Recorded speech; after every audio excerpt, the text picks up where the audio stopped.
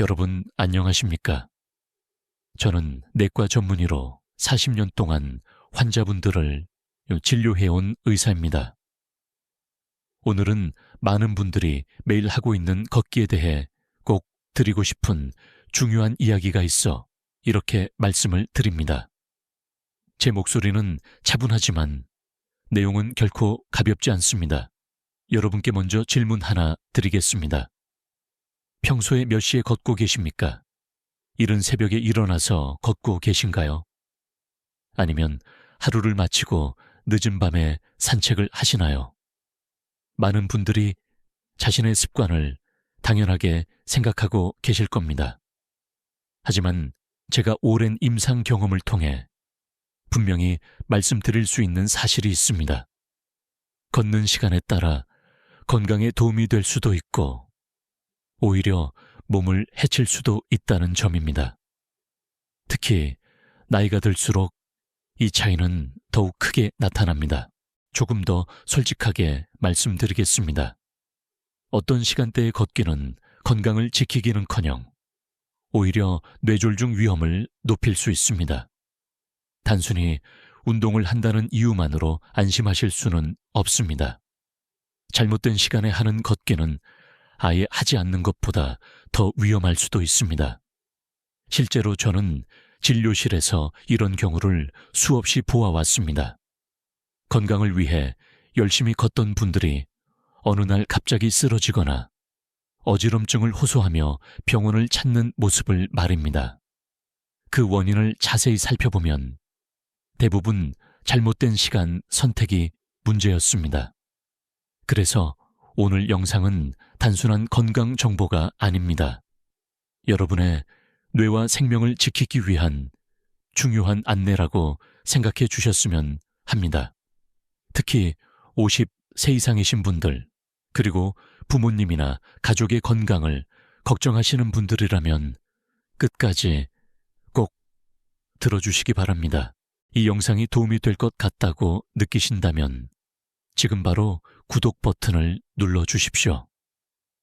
앞으로도 건강을 지키는데 꼭 필요한 정보를 계속 전해드리겠습니다. 좋아요를 눌러주시면 더 많은 분들께 이 내용이 전달되는데 큰 도움이 됩니다. 그리고 지금 바로 댓글로 남겨주십시오. 나는 보통 몇 시에 걷는다 라고 적어주시면 됩니다. 예를 들어 아침 5시, 저녁 10시처럼 편하게 적어주시면 됩니다. 제가 하나하나 확인하고 가능한 범위에서 답변도 드리겠습니다. 여러분의 작은 습관 하나가 앞으로의 건강을 크게 바꿀 수 있습니다. 지금 이 순간부터 자신의 걷는 시간을 다시 한번 돌아보시기 바랍니다. 이제 많은 분들이 궁금해하시는 질문에 대해 말씀드리겠습니다. 왜 걷는 시간대가 그렇게 중요할까요? 같은 걷기인데도 시간에 따라 결과가 달라지는 이유는 무엇일까요? 이해를 돕기 위해 아주 간단한 비유를 들어보겠습니다. 우리 뇌는 마치 전기가 계속 공급되어야 하는 전구와 같습니다. 전구의 전기가 안정적으로 흐르면 밝게 빛나지만 전기가 잠깐이라도 끊기면 빛이 깜빡이거나 꺼지게 됩니다. 뇌도 이와 똑같습니다. 뇌는 우리 몸에서 가장 많은 산소와 혈액을 필요로 하는 기관입니다. 그런데 단 몇 분이라도 혈액 공급이 원활하지 않으면 뇌세포는 바로 손상을 받기 시작합니다. 더 중요한 것은 한번 손상된 뇌세포는 다시 회복되기 어렵다는 점입니다. 특히 나이가 들수록 혈관의 탄력이 떨어지고 혈류의 변화에 더 민감해집니다. 그래서 같은 자극이라도 젊은 사람보다 훨씬 큰 영향을 받게 됩니다. 바로 이 때문에 걷는 시간대가 매우 중요한 요소가 되는 것입니다. 적절한 시간에 걷기를 하면 혈액이 안정적으로 흐르면서 뇌에 충분한 산소와 영양을 공급하게 됩니다. 이때는 머리가 맑아지고 기분도 좋아지며 기억력에도 긍정적인 영향을 줍니다. 하지만 반대로 좋지 않은 시간에 걷게 되면 상황은 완전히 달라집니다. 혈압이 불안정하거나 몸이 아직 준비되지 않은 상태에서 움직이면 뇌로 가는 혈류가 흔들리게 됩니다. 그 결과 뇌는 피로를 느끼고 어지럼증이나 집중력 저하 같은 신호를 보내기 시작합니다. 결국 이렇게 정리할 수 있습니다. 올바른 시간에 하는 걷기는 뇌를 살리는 습관이지만 잘못된 시간에 하는 걷기는 뇌를 지치게 만드는 행동이 될 수 있습니다. 이 차이는 생각보다 훨씬 큽니다. 이제 왜 이런 위험이 생기는지 그 원리를 조금 더 쉽게 설명드리겠습니다. 어렵게 생각하실 필요 없습니다. 일상적인 예로 이해하시면 훨씬 명확해집니다. 우리 몸을 자동차에 비유해 보겠습니다. 아침에 막 시동을 건 자동차를 바로 급하게 몰아붙이면 어떻게 될까요? 엔진이 충분히 예열되지 않은 상태에서 무리를 주면 채 부담이 가고 고장이 날 가능성이 높아집니다. 우리 몸도 이와 매우 비슷합니다. 특히 아침에 잠에서 막 깬 직후에는 몸이 아직 완전히 깨어난 상태가 아닙니다. 혈압과 맥박이 안정되지 않았고 혈액순환도 서서히 올라오는 과정에 있습니다. 이때 갑자기 걷기를 시작하면 혈압이 급격하게 오르거나 내려가면서 뇌로 가는 혈류가 흔들릴 수 있습니다. 이러한 변화는 젊은 사람에게는 큰 문제가 되지 않을 수 있습니다. 하지만 나이가 들수록 상황은 달라집니다. 혈관의 탄력이 떨어지고 내부가 좁아지면서 작은 변화에도 크게 영향을 받기 때문입니다. 쉽게 말해 혈관이라는 통로가 예전보다 약해지고 좁아진 상태라고 보시면 됩니다. 반대로 밤 시간도 매우 중요한 시기입니다. 밤이 되면 우리 몸은 자연스럽게 휴식 모드로 들어갑니다. 호르몬이 분비되고 뇌는 하루 동안 쌓인 피로와 노폐물을 정리하는 시간을 갖습니다. 이때는 몸을 움직이기보다는 쉬는 것이 정상적인 흐름입니다. 그런데 이 시간에 억지로 걷거나 활동을 하면 어떻게 될까요? 마치 정비 중인 자동차를 다시 움직이게 하는 것과 같습니다. 뇌는 충분히 회복하지 못하고 계속 자극을 받게 됩니다. 그 결과 수면의 질이 떨어지고 다음 날까지 피로가 이어질 수 있습니다. 여기서 가장 중요한 점은 나이가 들수록 이 영향이 더 커진다는 사실입니다. 혈관은 점점 약해지고 작은 자극에도 쉽게 손상을 받을 수 있는 상태가 됩니다. 그래서 같은 행동이라도 언제 하느냐에 따라 결과가 완전히 달라지게 됩니다. 결국 핵심은 이것입니다. 몸이 준비되지 않은 시간에 움직이면 부담이 되고 몸이 회복해야 할 시간에 움직이면 방해가 됩니다. 이 원리를 이해하시면 앞으로 어떤 시간대를 피해야 하는지 자연스럽게 알 수 있게 됩니다.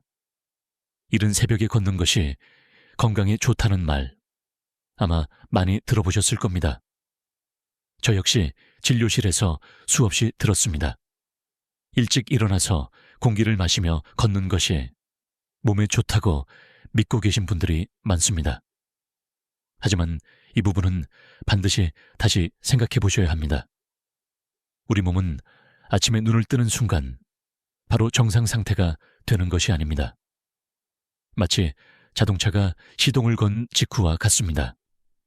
엔진이 아직 충분히 데워지지 않은 상태에서 바로 속도를 올리면 오히려 부담이 커집니다.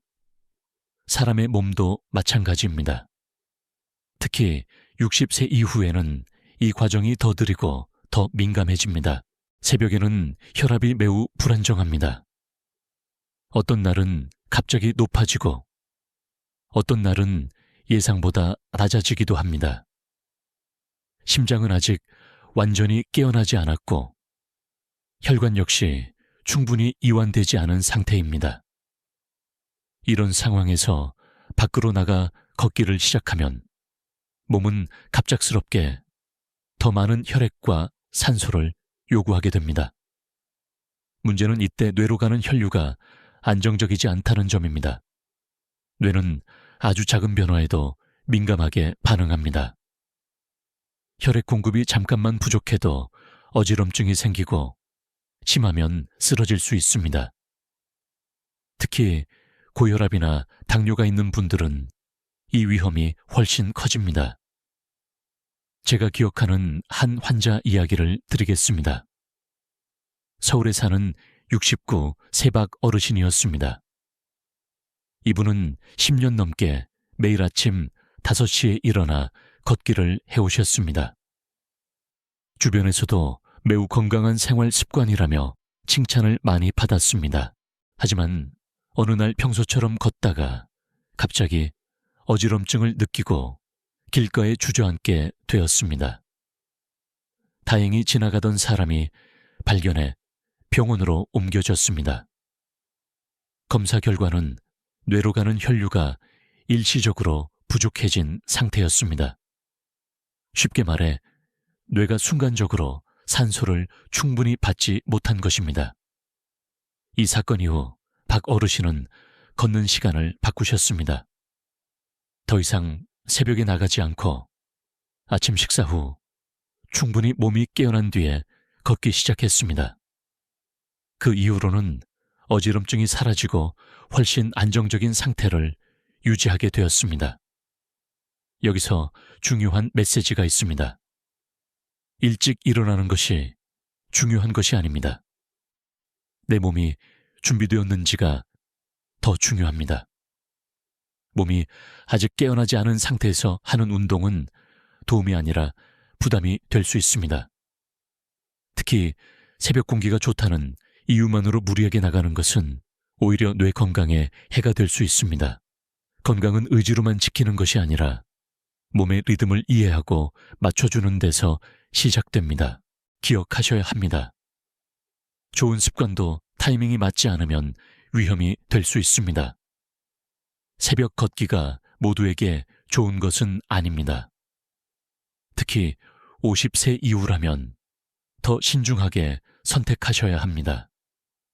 많은 분들이 햇볕이 좋은 한낮에 걷는 것이 건강에 도움이 된다고 생각합니다. 특히 비타민 D를 위해서 햇빛을 쬐야 한다는 말을 듣고 일부러 점심시간이나 오후 이른 시간에 걷는 경우도 많습니다. 하지만 이 시간대 역시 주의가 필요합니다. 한낮에는 기온이 가장 높고 햇볕이 강합니다. 이때 우리 몸은 천을 낮추기 위해 자동으로 반응합니다. 피부 쪽으로 혈액을 많이 보내 열을 식히려고 합니다. 땀이 나고 몸이 식는 것은 바로 이 과정 때문입니다. 문제는 이렇게 되면 뇌로 가는 혈액의 양이 상대적으로 줄어든다는 점입니다. 쉽게 말해 혈액이 피부로 몰리면서 뇌는 잠시 뒤로 밀려나는 상황이 되는 것입니다. 뇌는 원래 많은 산소와 영양을 필요로 하는 기관입니다. 그런데 이 공급이 줄어들면 바로 영향을 받게 됩니다. 그래서 한낮에 걷다가 갑자기 어지럽거나 눈앞이 흐려지는 증상을 느끼는 경우가 많습니다. 심한 경우에는 균형을 잃고 쓰러질 수도 있습니다. 특히 고령자일수록 천 조절 능력이 떨어지기 때문에 위험은 더 커집니다. 이 상황을 쉽게 비유해 보겠습니다. 정원에 물을 주는 모습을 떠올려 보세요. 물을 나무잎과 바깥쪽에만 계속 뿌리고 정작 뿌리에는 주지 않는다면 어떻게 될까요? 겉보기에는 물을 주고 있지만 실제로 식물은 점점 약해집니다. 결국 시들게 됩니다. 우리 몸도 같습니다. 혈액이 피부 쪽으로만 집중되고 뇌로 충분히 가지 않으면 겉으로는 활동을 하고 있지만 뇌는 점점 지치게 됩니다.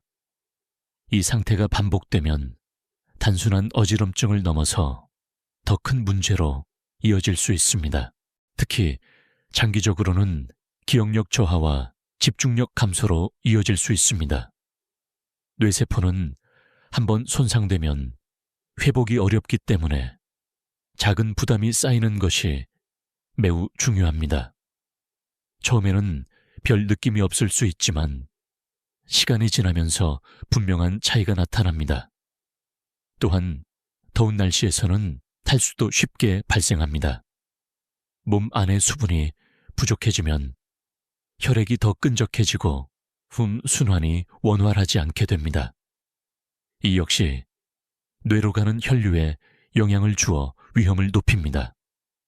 따라서 한낮은 운동을 하기 위한 시간이 아니라 몸을 보호해야 하는 시간입니다. 가능하다면 그늘에서 쉬거나 실내에서 가볍게 움직이는 것이 더 안전합니다. 기억하십시오. 햇빛이 좋다고 해서 항상 좋은 것은 아닙니다. 특히 강한 더위 속에서의 걷기는 뇌에게는 보약이 아니라 부담이 될 수 있습니다. 늦은 밤에 걷는 습관을 가진 분들도 많습니다. 저녁 식사를 마치고 소화를 돕기 위해 또는 하루를 정리하는 마음으로 조용히 산책을 하시는 경우입니다. 겉으로 보기에는 매우 평온하고 건강한 습관처럼 보일 수 있습니다. 하지만 밤 10시 이후의 걷기는 생각보다 큰 부담이 될 수 있습니다. 우리 몸은 밤이 되면 자연스럽게 휴식 모드로 들어갑니다. 해가 지고 시간이 지나면서 뇌에서는 멜라토닌이라는 호르몬이 분비됩니다. 이 호르몬은 잠을 유도하고 몸과 뇌를 회복 상태로 이끄는 중요한 역할을 합니다. 그런데 이 시점에 밖으로 나가 걷기를 하면 상황이 달라집니다. 몸은 다시 활동 모드로 전환되고 뇌는 깨어나기 시작합니다.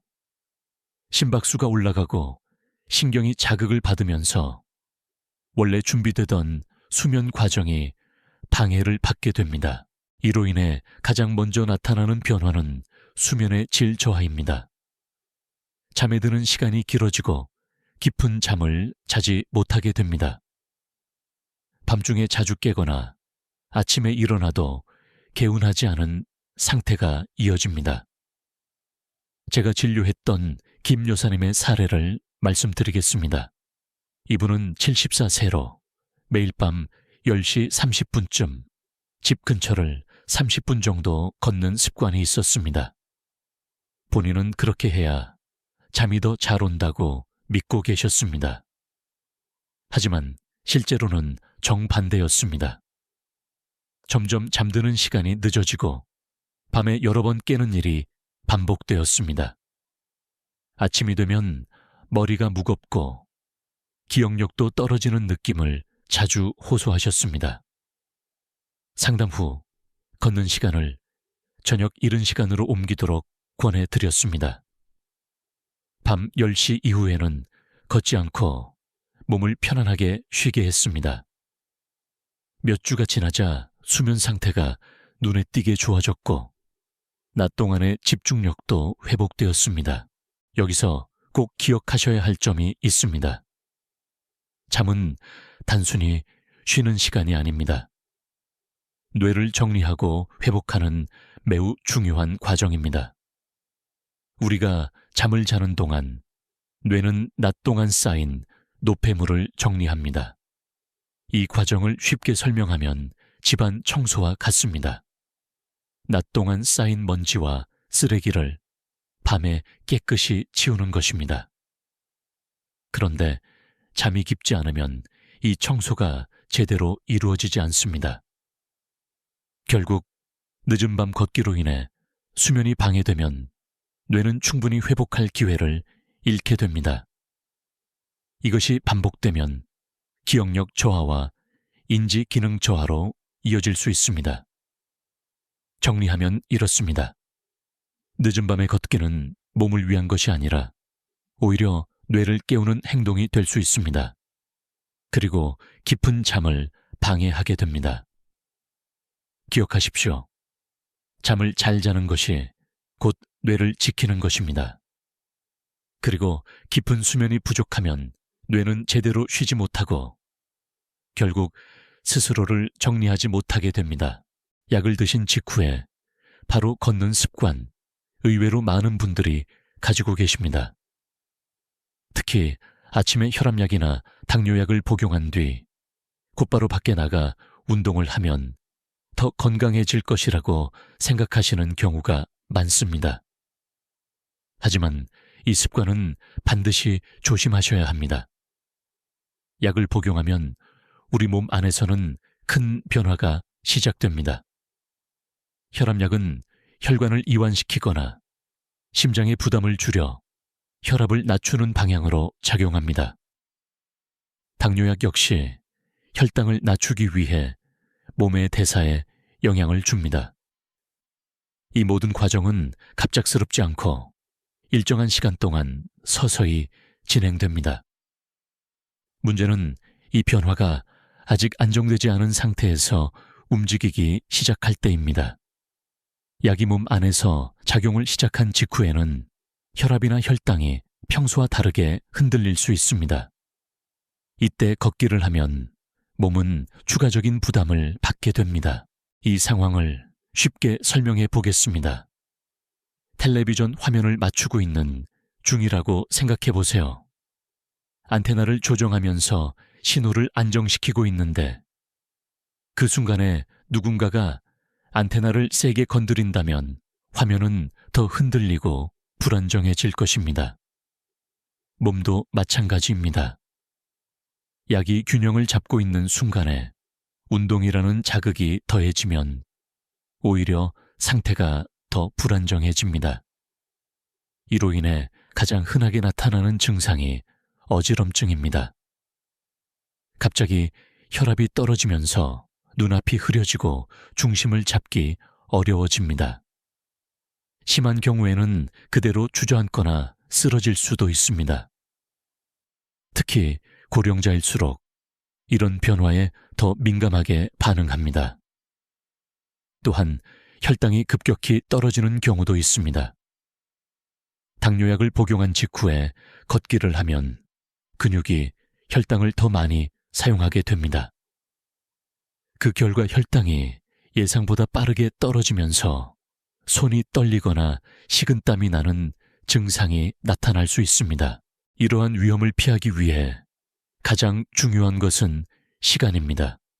약을 복용한 뒤에는 몸이 안정될 시간을 충분히 주어야 합니다. 보통은 최소한 30분에서 1시간 정도는 휴식을 취하는 것이 좋습니다.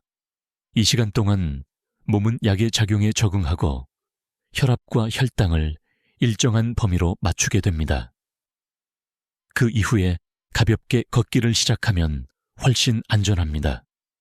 이때는 몸이 이미 균형을 찾은 상태이기 때문에 운동이 도움이 되는 방향으로 작용합니다. 정리하자면 약을 먹고 바로 움직이는 것은 도움이 아니라 오히려 위험이 될 수 있습니다. 몸이 스스로 균형을 잡을 시간을 기다려주는 것이 중요합니다. 기억하십시오. 건강은 서두른다고 좋아지지 않습니다. 몸의 속도를 존중하고 그 흐름에 맞추는 것이 가장 안전한 방법입니다. 식사를 하고 나서 바로 걷는 습관, 많은 분들이 좋다고 알고 계십니다. 소화를 돕고 속이 편해진다는 이유로 식사 직후에 산책을 나가는 경우가 흔합니다. 하지만 이 역시 상황에 따라서는 주의가 필요한 습관입니다. 음식을 먹고 나면 우리 몸은 가장 먼저 소화에 집중합니다. 위장과 장으로 혈액이 많이 몰리면서 음식물을 분해하고 영양을 흡수하는 과정이 시작됩니다. 이때는 몸 전체 혈액이 균형 있게 분포되는 것이 아니라 소화기관 쪽으로 우선적으로 이동하게 됩니다. 문제는 이 과정에서 뇌로 가는 혈류가 일시적으로 줄어들 수 있다는 점입니다. 뇌는 항상 일정한 산소와 영양 공급이 필요하지만 식사 직후에는 그 공급이 잠시 줄어드는 상태가 됩니다. 이때 바로 걷기를 시작하면 몸은 또 다른 요구를 받게 됩니다. 근육을 움직이기 위해 추가적인 혈액과 산소가 필요해지기 때문입니다. 결국 제한된 혈액을 여러 곳에서 나누어 쓰게 되면서 뇌는 더 부족한 상태에 놓이게 됩니다. 그래서 식사 후 바로 움직이면 어지럼증이나 눈앞이 흐려지는 증상이 나타날 수 있습니다. 어떤 분들은 갑자기 힘이 빠지거나 균형을 잡기 어려운 느낌을 받기도 합니다. 특히 당뇨가 있거나 혈압이 불안정한 분들은 이러한 변화가 더 크게 나타날 수 있습니다. 이 상황을 간단히 떠올려 보겠습니다. 집안에서 여러 가지 일을 동시에 해야 하는데 물이 한정되어 있다고 생각해 보세요. 주방에서 요리를 하면서 물을 많이 쓰고 있는데 동시에 다른 방에서도 물을 계속 사용한다면 어느 한쪽은 부족해질 수밖에 없습니다. 우리 몸도 같은 원리로 작동합니다. 실제로 식사 직후에 밖에 나갔다가 어지러움을 느끼고 잠시 쉬어야 했던 경험을 하신 분들도 많습니다. 이것은 단순한 피곤함이 아니라 몸의 혈액 분배가 순간적으로 균형을 잃었기 때문입니다. 따라서 가장 안전한 방법은 식사 후 바로 움직이지 않는 것입니다. 최소한 30분에서 60분 정도는 몸을 편안하게 두고 소화가 어느 정도 진행되도록 기다리는 것이 좋습니다. 이 시간이 지나면 혈액순환이 다시 안정되고 뇌와 근육 모두 충분한 공급을 받을 수 있는 상태가 됩니다. 그 이후에 가볍게 걷기를 시작하면 오히려 소화에도 도움이 되고 몸에도 부담이 적습니다. 중요한 것은 타이밍입니다. 같은 걷기라도 언제 하느냐에 따라 결과가 완전히 달라질 수 있습니다. 기억하십시오. 식사 직후의 걷기는 도움이 될 수도 있지만 시기를 잘못 선택하면 오히려 뇌에 부담을 줄 수 있습니다. 몸이 준비될 시간을 주는 것이 가장 현명한 선택입니다. 날씨와 환경도 걷기에서 매우 중요한 요소입니다. 많은 분들이 시간만 신경 쓰고 날씨나 주변 상황은 크게 고려하지 않는 경우가 있습니다. 하지만 특히 50세 이후에는 이 부분이 건강에 큰 영향을 줄 수 있습니다. 먼저 날씨에 대해 말씀드리겠습니다. 너무 더운 날이나 너무 추운 날에 걷는 것은 몸에 큰 부담이 됩니다. 더운 날씨에는 천을 낮추기 위해 땀이 많이 나고 혈액이 피부 쪽으로 몰립니다.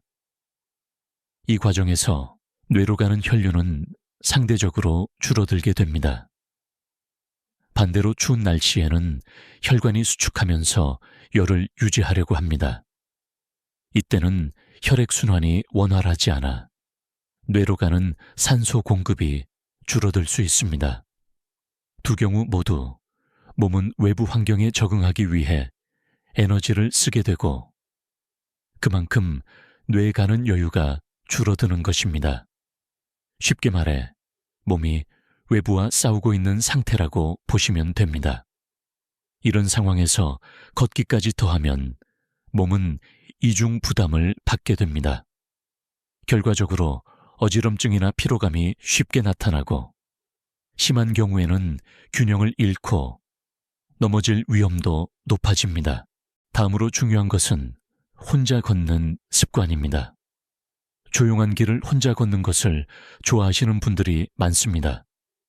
방해받지 않고 생각을 정리할 수 있기 때문입니다. 하지만 이 역시 주의가 필요합니다. 나이가 들수록 균형 감각과 반응 속도는 자연스럽게 떨어집니다. 평소에는 아무 문제가 없던 길에서도 작은 돌이나 미끄러운 부분 때문에 쉽게 넘어질 수 있습니다. 문제는 혼자 있을 때입니다. 만약 넘어졌을 때 바로 도움을 받을 수 없다면 상황은 훨씬 위험해집니다.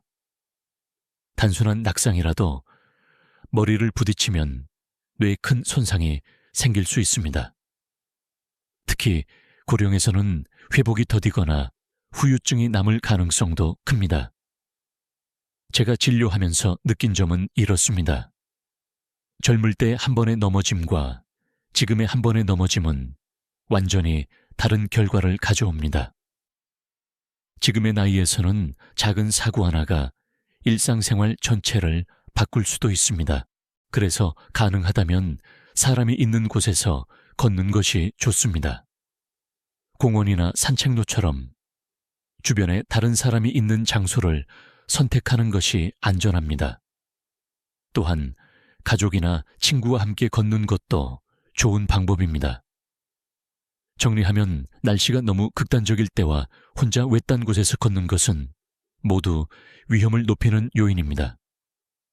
걷기는 몸을 지키기 위한 습관이지 위험을 감수하는 도전이 아닙니다.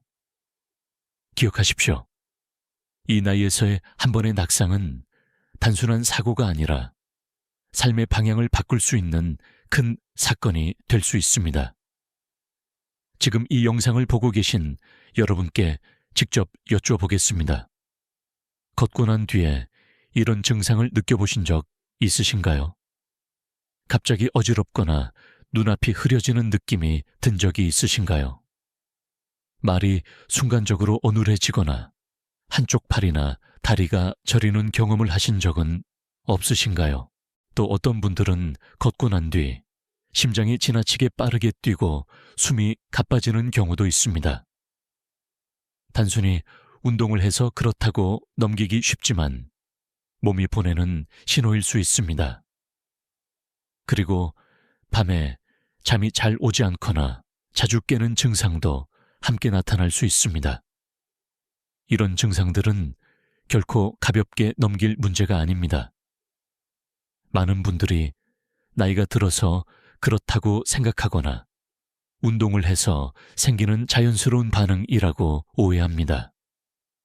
하지만 실제로는 뇌와 혈관이 부담을 받고 있다는 신호일 가능성이 큽니다.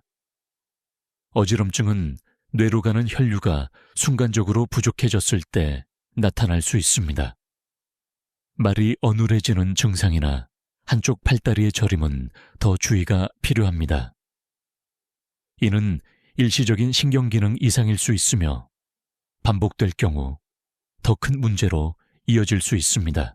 심장이 과하게 빨리 뛰는 것도 단순한 피로의 문제가 아닐 수 있습니다. 몸이 과부하 상태에 놓여 있다는 의미일 수 있습니다. 이 상태가 계속되면 심장과 혈관 모두에 부담이 쌓이게 됩니다. 수면의 질이 떨어지는 것도 중요한 신호입니다. 걷기를 했는데도 오히려 잠이 더 안 오고 아침에 일어나도 개운하지 않다면 몸의 리듬이 깨졌을 가능성이 있습니다. 특히 늦은 시간의 운동은 이런 문제를 더 악화시킬 수 있습니다. 중요한 것은 이러한 변화들이 한 번으로 끝나지 않는다는 점입니다. 반복되면서 점점 더 큰 문제로 이어질 수 있습니다. 처음에는 가볍게 느껴지지만 시간이 지나면서 뇌 기능과 전반적인 건강에 영향을 줄 수 있습니다. 그래서 저는 항상 강조합니다.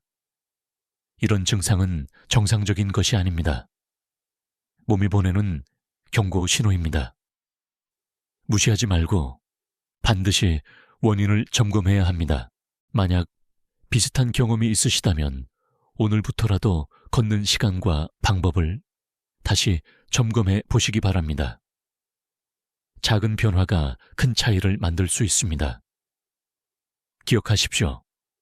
몸은 항상 신호를 보내고 있습니다.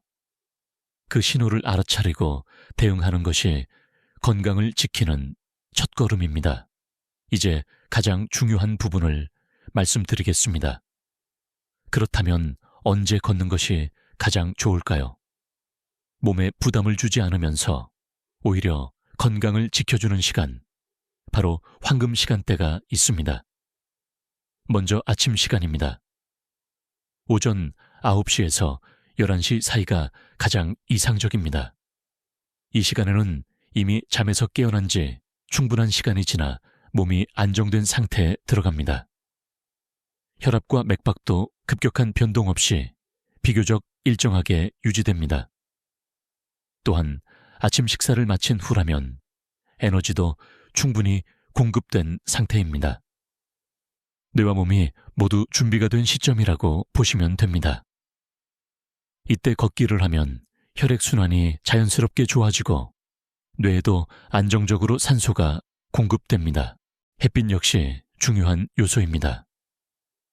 이 시간대의 햇빛은 너무 강하지 않고 부드럽습니다. 적당한 햇빛은 몸에서 비타민 D를 생성하는 데 도움을 줍니다. 이는 뼈 건강뿐 아니라 면역과 뇌 기능에도 긍정적인 영향을 줍니다. 다음으로 좋은 시간은 오후입니다. 특히 오후 5시에서 6시 사이를 추천드립니다. 이 시간에는 하루 동안 쌓인 긴장과 피로를 풀어주기에 매우 적합합니다. 몸의 천도 자연스럽게 올라가 있어 근육이 부드럽고 움직이기 좋은 상태입니다. 또한 심박수와 혈압도 비교적 안정되어 있어 무리 없이 운동을 할 수 있습니다. 이 시간에 가볍게 걷는 것은 스트레스를 줄이고 마음을 편안하게 만드는 데 큰 도움이 됩니다. 특히 중요한 점은 수면과의 관계입니다. 오후에 적절한 걷기를 하면 밤에 잠이 더 잘 오게 됩니다. 몸이 자연스럽게 긴장을 풀고 이후 수면 준비 과정이 원활하게 이루어지기 때문입니다. 결국 이 2시간대는 공통점이 있습니다.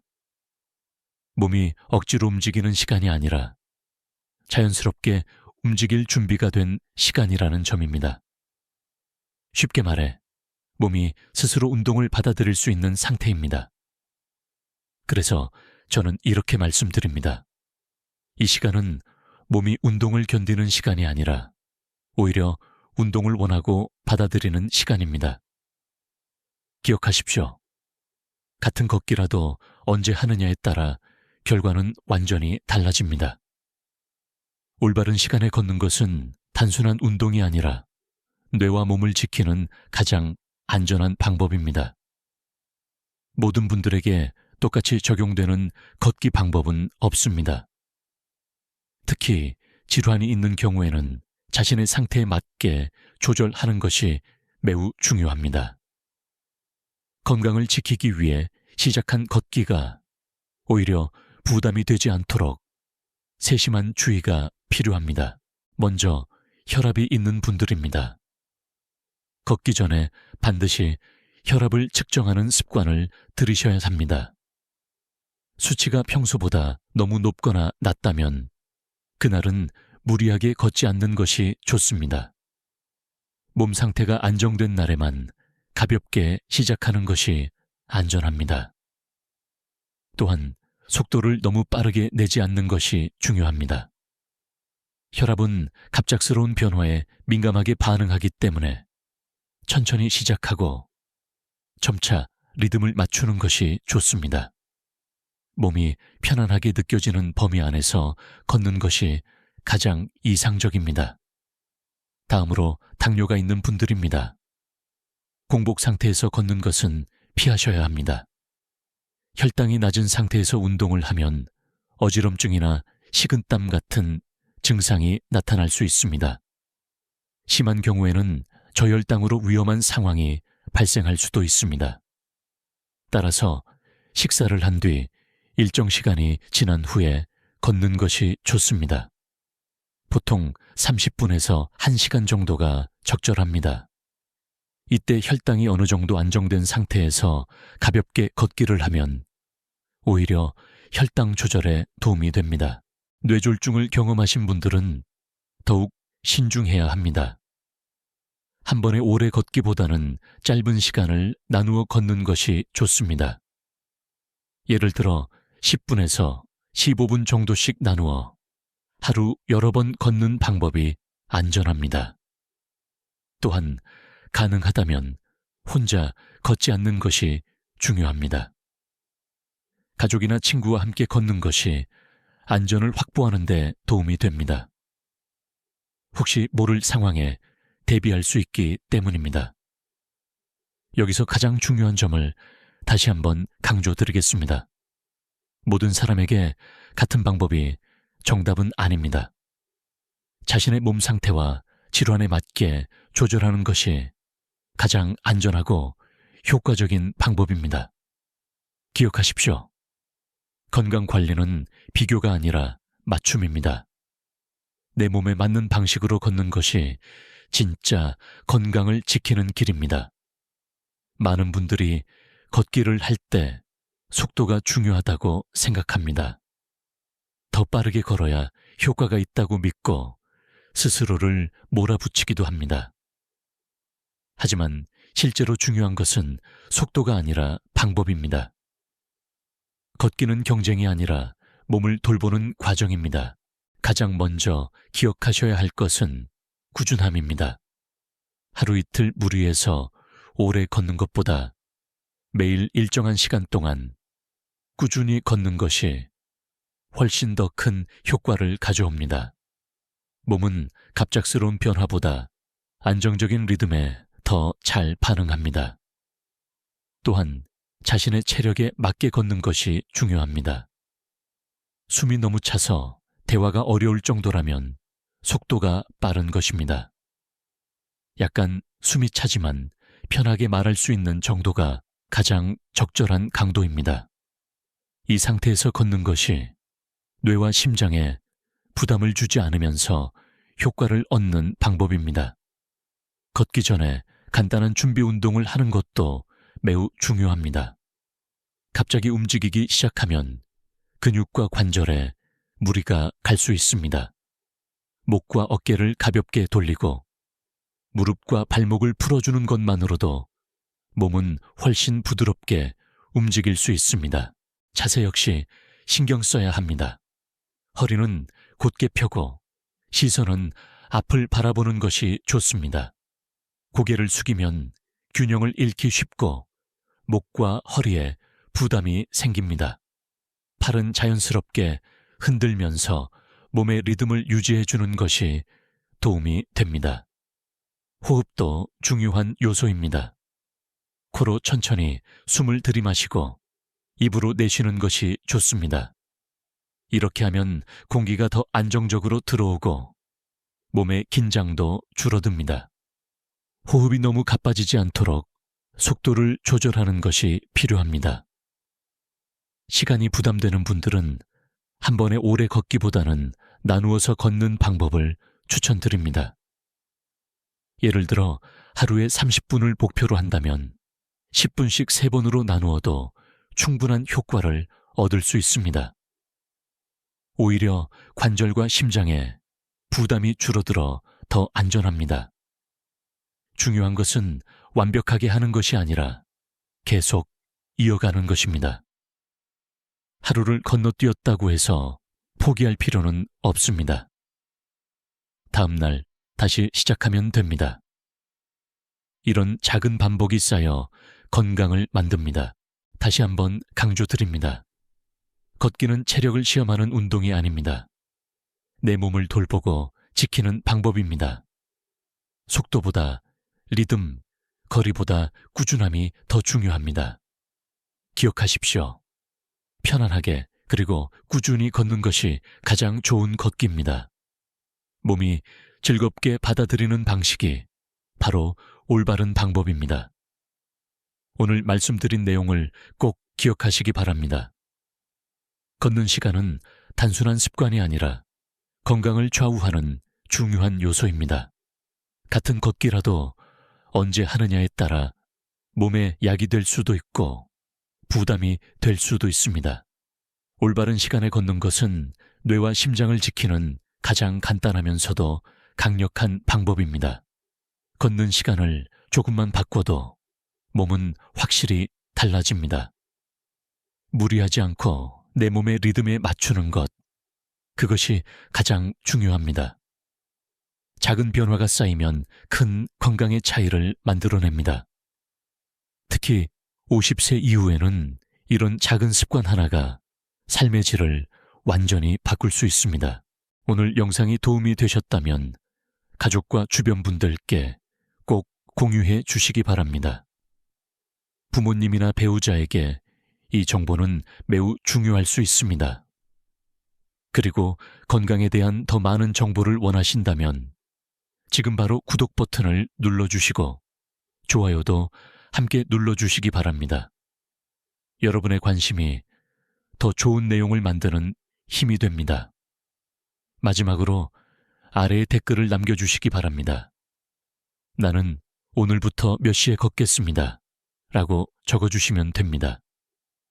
여러분의 생활 습관을 하나씩 함께 바꿔드리겠습니다. 저는 여러분의 댓글을 직접 읽고 가능한 한 답변 드리겠습니다.